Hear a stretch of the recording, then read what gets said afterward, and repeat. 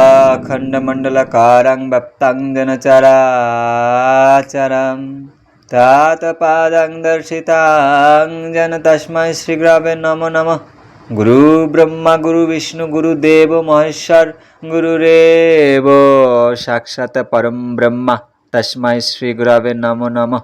हे अनादिरादि सर्वकारणेर कारणं दयाल हो ऋषि पतित पावन हे कृष्ण करुणा सिंधु दीनबंधु जगतपथे गोपेश गोपिका कांत राधा कांत नमस्तुते तप्त कांचन गौरांगी राधे वृंदावनेश्वरी वृषभानुसुते देवी प्रणमामि हरि प्रिये वंशकल्पतरुभ्यश्च कृपा सिन्धुभ्येव च पतितानां पावनेभ्यो वैष्णवेभ्यो नमो नमः। मूकं करोति वाचालं पङ्गुलं यत् गिरिं यत्कृपातमहं वन्दे परमानन्दमाधव। हरे कृष्ण कृष्ण कृष्ण हरे हरे हरे राम राम राम हरे हरे।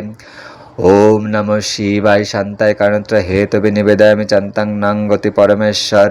ओम सर्वमंगल मंगल्ये शिवे सर्वत्र साधिके शरण्ये त्र्यंबके गौरी नारायणी नमोस्तुते।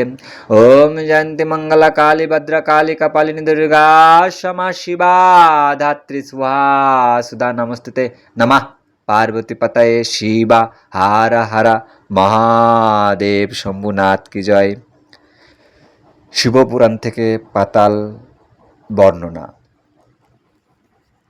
ব্রহ্মাণ্ডের পরিমাণ কত, কি দিয়ে তৈরি এবং তার আধার কি?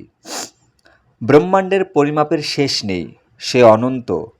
শিবপদ থেকে তার উৎপত্তি, ওই শিবপদ থেকে উৎপত্তি হয়েছে মহাবোমের, বোম থেকে উৎপত্তি বাতাসের, বাতাস থেকে উৎপন্ন হয়েছে অগ্নির, আবার অগ্নি থেকে জল, জল থেকে পৃথিবী। এই পাঁচটি জিনিস একসঙ্গে মিশে পঞ্চভূত সৃষ্টি হয়েছে। ওই পঞ্চভূত থেকে সৃষ্টি হয়েছে একটি অণ্ডের, আর অণ্ড থেকেই ব্রহ্মার সৃষ্টি। জলের মধ্যে অবস্থিত অণ্ডের 7টি তল, আবার উপরের দিকে আছে 7টি তল। তার আধার হলো অনন্ত নাগ। ব্রহ্মার আদেশে তিনি এই জগৎকে রক্ষা করছেন। তবে আজ পর্যন্ত কেউ অনন্ত নাগের গুণকীর্তন ঠিকঠাকভাবে করতে পারেনি। তিনি বাকহীন, হাজার মাথাযুক্ত, তার আলোয় চারিদিকে আলোকিত। তার যে হাজার মাথা আছে ওই হাজার মাথার মধ্যেই হাজার মণি অবস্থিত। তার ঘূর্ণিত চোখগুলিও সবই প্রদীপ্ত। তার মাথায় কিরীট, গলায় মালা, কানে কুণ্ডল। তিনি নীলাবাসনে ঢাকা থাকেন, গলায় তার সাদা মালা। তাকে সর্বদা উপাসনা করেন বরুণের কন্যা। তিনি বিষ্ণু শক্তি স্বরূপা। কল্প যখন শেষ হয় তখন ভগবান রুদ্র তার মুখ থেকে বের হয়ে এই 3 জগৎকে গ্রাস করে ফেলেন। দেবতাদের দ্বারা পূজিত শেষনাগ পাতাল মূল থেকে এই খ্যাতি মণ্ডলকে ধারণ করে আছেন। তিনি যে কেমন, তার আকার গুণ কিছুই বর্ণনা করা যায় না। তিনি যখন বা যন্তন করেন তখন ওই পৃথিবী হয়ে ওঠে বিচলিত। বিচলিত পাহাড় পর্বত নদী ও সমুদ্র, তাকে অনন্ত বলা হয়।